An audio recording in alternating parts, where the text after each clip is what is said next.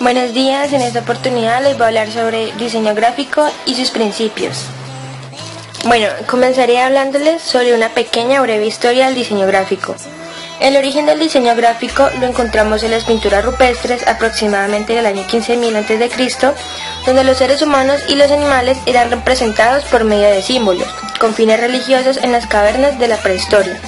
La representación de ideas mediante grafos experimentó su mayor avance con la aparición de los lenguajes escritos.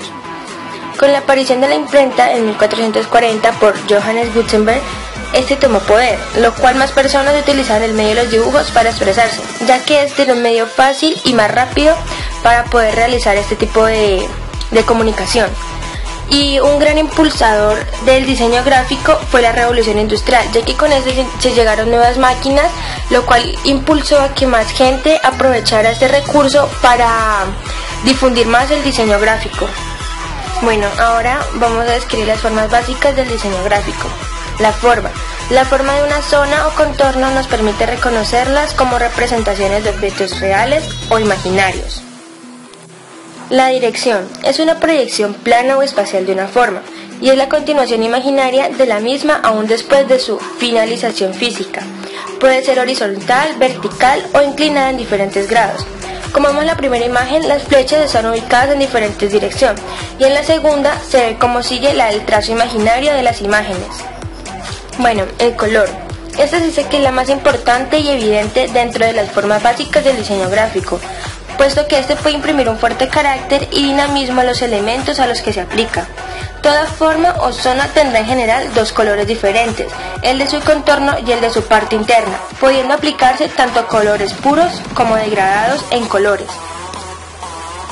Texturas.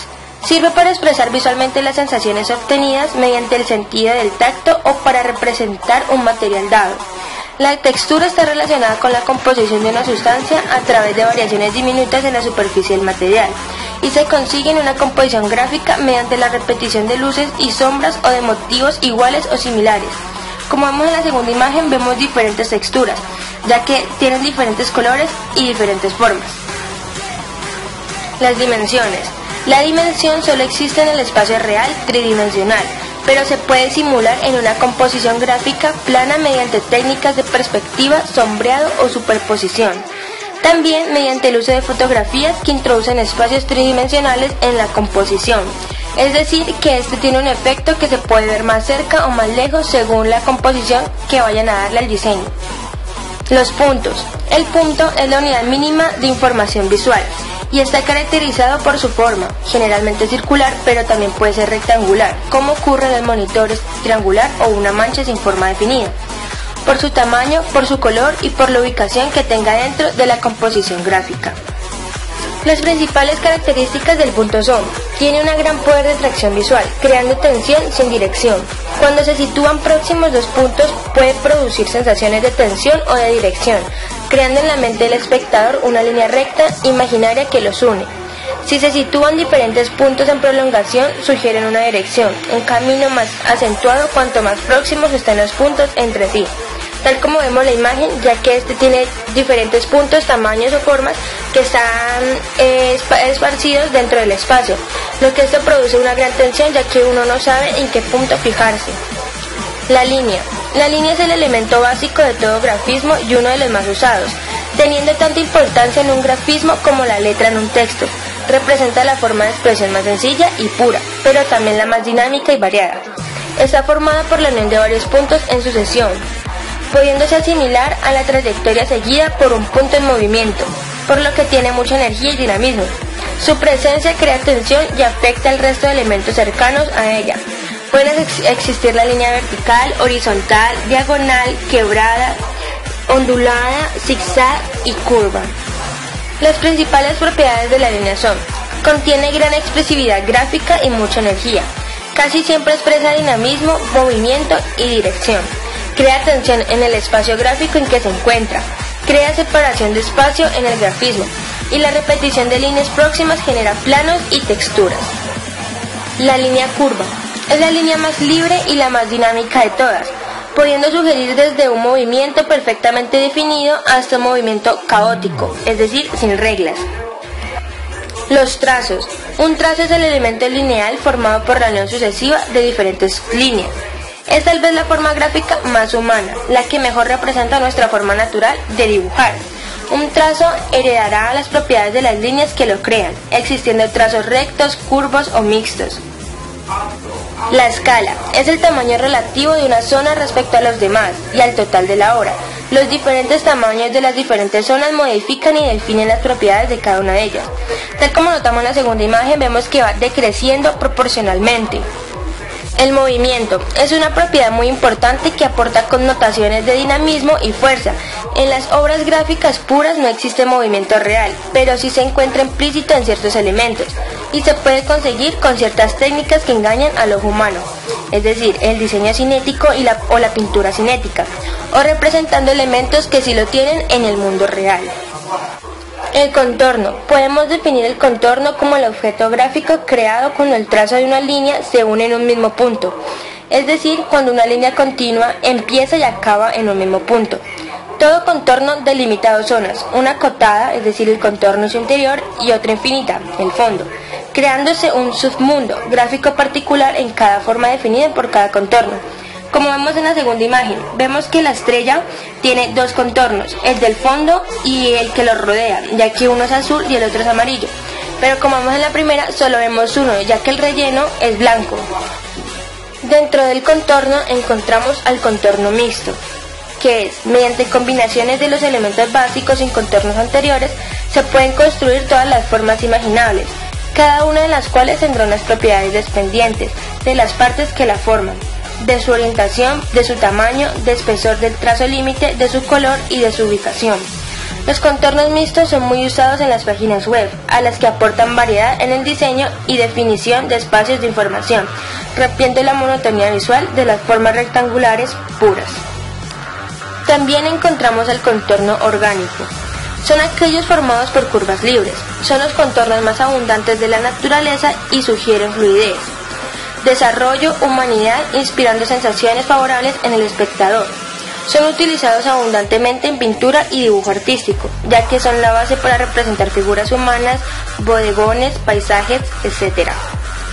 Las proporciones. Estas se refieren a la relación de una parte con otras o con el todo. Esta relación se puede dar por magnitud o por grado. Tal como vemos en la imagen, vemos que la separación o los cortes que tiene la imagen son totalmente proporcionados. Dentro de las proporciones encontramos la proporción por tamaño. Es la forma más directa de marcar proporciones, mediante el tamaño relativo de los elementos. Los elementos más grandes, altos o anchos tienen una carga visual superior a los demás pequeños, cortos o finos, creando zonas de tracción más intensas, como vemos en la segunda imagen. El hexágono del polígono más grande pesa mucho más que el pequeño, ya que este atrae más la atención del espectador. También encontramos la proporción por color. Podemos definir distintas áreas tonales útiles para distribuir de forma adecuada toda la información gráfica. En este sentido, los colores puros y saturados tienen un mayor peso visual que los secundarios neutros, y esto es mayor que los terciarios, poco saturados. Como en la primera imagen, vemos que el que está de color rojo tiene una mayor atracción, un mayor peso visual que está más oscuro, ya que esto se produce por los diferentes tonos de los colores. Las proporciones por agrupación. El uso de agrupaciones de elementos y la correcta distribución de estas en el escenario, lo que nos va a permitir estructurar de una forma u otra la composición, es decir, que se va a ver más ordenado. Las proporciones por alargamiento. Las formas alargadas y angulares alargan el campo de visión creando zonas dominantes. Proporciones por regularidad. Las formas regulares tienen menor peso que las irregulares. Ahora les voy a hablar sobre la simetría. Es una relación espacial que ordena el cuerpo de una figura de modo que formen partes iguales pero contrapuestas. Dentro de la simetría encontramos la simetría axial, que es la que aparece cuando los elementos iguales de una figura se encuentran a igual distancia pero opuestos, y estos son llamados como la recta de simetría. También encontramos la simetría radial, que se establece cuando la disposición de las partes de una figura es de tal manera que al cortar por el centro de simetría se producen siempre dos mitades iguales. El contraste. El contraste es el efecto que permite resaltar el peso visual de uno o más elementos o zonas de una composición mediante la oposición o diferencia apreciable entre ellas, permitiéndonos atraer la atención del espectador hacia ellos. El diseño equilibrado requiere un contraste suficiente y también entender de qué modo se pueden conseguir correcta y estéticamente. Como en la primera imagen, vemos que la figura que tiene poco contraste no va a resaltar tanto como la que tiene buen contraste, ya que el espectador se va a fijar más en la de buen contraste que en la otra.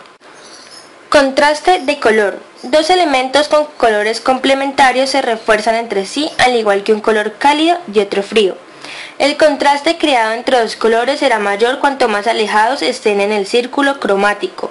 Los colores opuestos contrastan mucho, mientras que los análogos apenas lo hacen, perdiendo importancia visual ambos. Este efecto se puede usar para dar mayor dimensión o sensación de proximidad a un elemento en una composición situándolo sobre un color que contraste con él.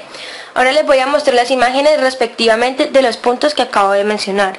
Bueno, el contraste en colores complementarios. Vemos que aquí la estrella es de un color cálido, es decir, el amarillo, y este se complementa muy bien con un color frío, es decir, el morado, y eso tiene un mayor contraste. El contraste adecuado texto-fondo. Esto quiere decir que mientras haya un texto que combine bien o contraste bien con el fondo, va a haber una buena atracción y una buena estética o una buena estabilidad o equilibrio. El contraste entre colores. Esto quiere decir que mientras los colores se mantengan estables o equilibrados, va a haber una buena atracción o una buena proporción entre estos. El contraste de contorno. Los contornos irregulares destacan de forma importante sobre los regulares o reconocibles. Es adecuado para dirigir la atención del usuario a ciertos elementos de una composición o página web, como botones importantes, banners publicitarios, entre otros. El contraste de escala es el producido por el uso de elementos a diferentes escalas de los normales o de proporciones irreales, consiguiéndose el contraste por negación de la percepción aprendida. Este sistema de contraste no es muy usado en las páginas web, donde se busca siempre la escala es adecuada, pero sí es frecuente en fotografía y pintura, consiguiendo atraer la atención del espectador de forma muy eficaz o efectiva. El contraste de tonos. Se obtiene contraste entre elementos que poseen tonos, claridad u oscuridad, opuestos. En este caso, el mayor peso lo tendrá el elemento más oscuro, destacando el más claro sobre él con más intensidad, cuanto mayor sea la diferencia tonal. Conforme se disminuye la tonalidad del elemento más oscuro, el contraste va perdiendo intensidad, siendo necesario redimensionarlo si queremos mantener el mismo contraste. Este tipo de contraste el tal vez más intenso y el más usado en composiciones gráficas. Como podemos apreciar en estas imágenes, el contraste tonal negro-blanco quiere decir que entre estos dos colores se complementan muy bien, ya que el negro, como está de fondo, va a resaltar a lo que está de color blanco. Y la intensidad del contraste. Vemos que en la primera imagen el negro y el gris se complementan muy bien, atrayendo la atracción del espectador. Pero mientras va disminuyendo su tonalidad o su poder visual o su peso, vemos que el último ya no va a atraer tanto como el primero. Las agrupaciones. Esta inclinación a agrupar elementos relacionados en un factor influye de forma notoria en la percepción que tenemos de nuestro entorno, de lo que vemos a nuestro alrededor. Gracias por su atención prestada.